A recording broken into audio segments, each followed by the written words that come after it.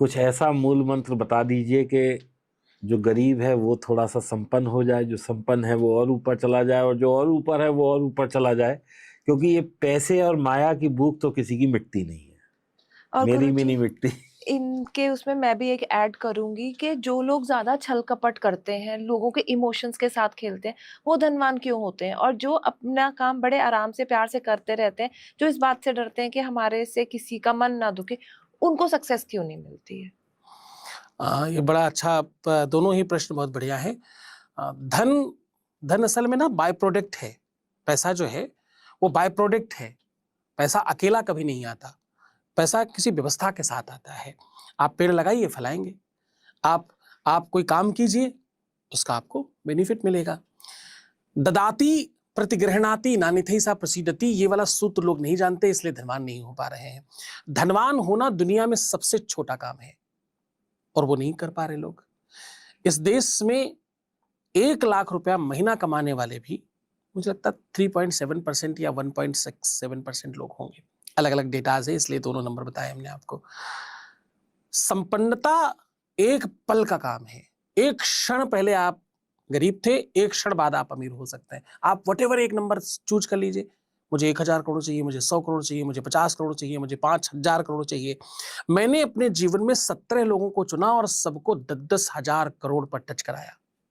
10,000 CR, मतलब what A number, मतलब आप सोचिए कितना ह्यूज नंबर, कितना बड़ा नंबर है, और वो वहां तक पहुंचे।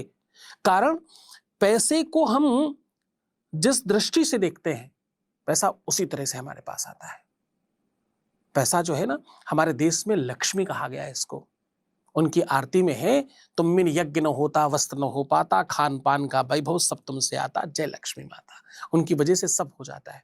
लोग कहते हैं पैसा सब कुछ है, भगवान नहीं है। अरे पैसा भगवान ही है, लक्ष्मी माता है। हम तो प्रणाम करते हैं, हम तो नमन करते हैं, पूजा करते हैं, दीपावली में उनकी उनकी आराधना करते हैं। ये कौन कहता है पैसा भगवान नहीं है?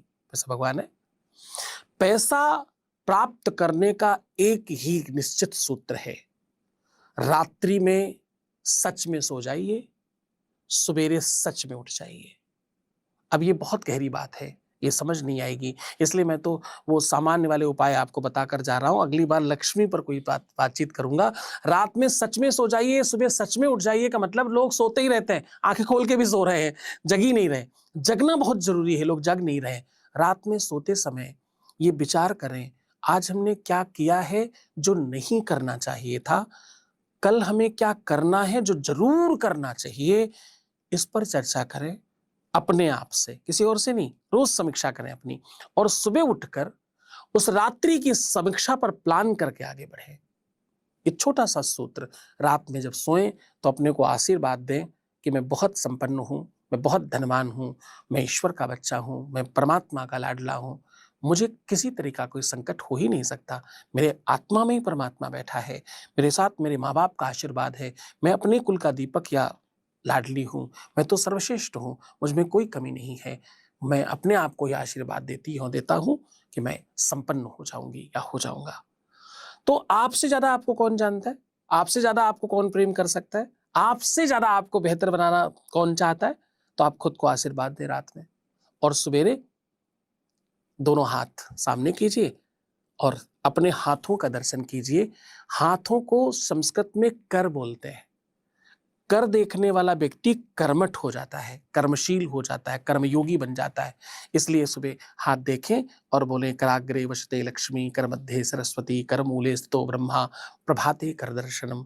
नहीं बोल सकते तो केवल हाथ देख करके चूम लें और माथे से लगा लें। फिर देखिए आपका दिन अच्छा प्रारंभ होगा, रात्रि अच्छी पूर्ण होगी। अब पूर्णता और प्रारंभ, आदि अंतेन नेता शहितो बोलते हैं सारे वेद मिलके एक साथ। तो अंत और प्रारंभ बहुत बढ़िया करना शुरू कर दीजिए। एक ही साल में आप जहां खड़े थे वहां से कम 10 टाइम ऊपर जाएंगे। कितना सर? 10x। 10x, 10 गुना। 10 गुना ज्यादा बड़ा होना है तो ये छोटा सा काम करना आवश्यक है। अब आपका वो जवाब दे रहा हूं। आपने कहा कि जो गलत कर रहे हैं उसके बाद भी वो संपन्न है, जो रूखे हैं, जो आप ऐसे कुछ कह रही थी ना?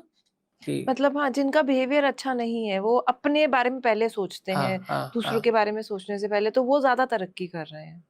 अच्छा, तरक्की जैसी कोई चीज़ नहीं होती, उन्नति जैसी कोई चीज़ नहीं होती। मटेरियलिस्टिक चीज़ें और ये कागज़ के टुकड़ों को आ जाना धनवान नहीं बोलते हैं। हमारे शहर की एक कवयित्री है, मुझे बहुत पसंद है वो लड़की, तो उसकी लिखी हुई एक लाइन बता रहा हूँ, फिर आपको जवाब दूँगा। ये लाइन मुझे बहुत अतिशय पसंद है। ये कविता बहुत प्यारी है। वो लाइन मैं आपको बता रहा हूँ। खामोश लब हैं, झुकी हैं पलकें, दिलों में उल्फत नई है। अब अंतरे की वो लाइन आपको बता रहा हूँ जो सबसे बढ़िया है। ये लाइन इसलिए बोल दी ताकि सर्च करना आसान हो जाएगा। वो अंतरे में कहती है, जरा सा कुदरत ने क्या नवाजा कि आके बैठे हैं पहली सख में। पहली सख मतलब आगे वाली लाइन पर में। Front row. तुम्हारा लहजा बता रहा है, तुम्हारी दौलत नई नई है। खामोश लब हैं, झुकी हैं पलकें, दिलों में उल्फत नई नई है। तो वो जो पैसा नया आ जाना, थोड़ा सा पैसा आप देख लेना, उसको धनवान होना नहीं बोलते। धनवान वही हो सकता है जो सब छोड़ कर खड़ा है, दुनिया में वही सबसे बड़ा है। और जो दूसरों को बड़ा बनाना चाहता है, दूसरों को बड़ा बनाना जानता है, वही बड़ा हो सकता है। एक रईस किसी की कृपा से रईस नहीं बन सकता। एक रईस कर्मयोगी बन सकता है, मेहनत का आदमी बड़ा इंसान बन सकता है। धनवान दोपहर का भोजन समय पर नहीं खा पाता, सुबह का नाश्ता सातों दिन निश्चित नहीं प्राप्त कर पाता, रात्रि की नींद 100% नहीं पाता। ये तमाम प्रकार के त्यागी को अमीर बोलते हैं। थोड़े से चंद टुकड़े आ जाने को अमीर नहीं कहते। मैं आपको बड़ी स्पष्टता से कह रहा हूं कि स्वभाव और व्यक्तित्व आपको राजा बनाता है, अमीर नहीं। पैसों से तो कोई छोटा बड़ा हो सकता है, स्वभाव से रईसी तो साहब परमात्मा की कृपा से आती है। और वही इंसान बड़ा हो सकता है जो दूसरों का भला करना चाहता है, दूसरों के लिए बेहतर करना चाहता है और दूसरों के लिए सोचता और विचार करता है।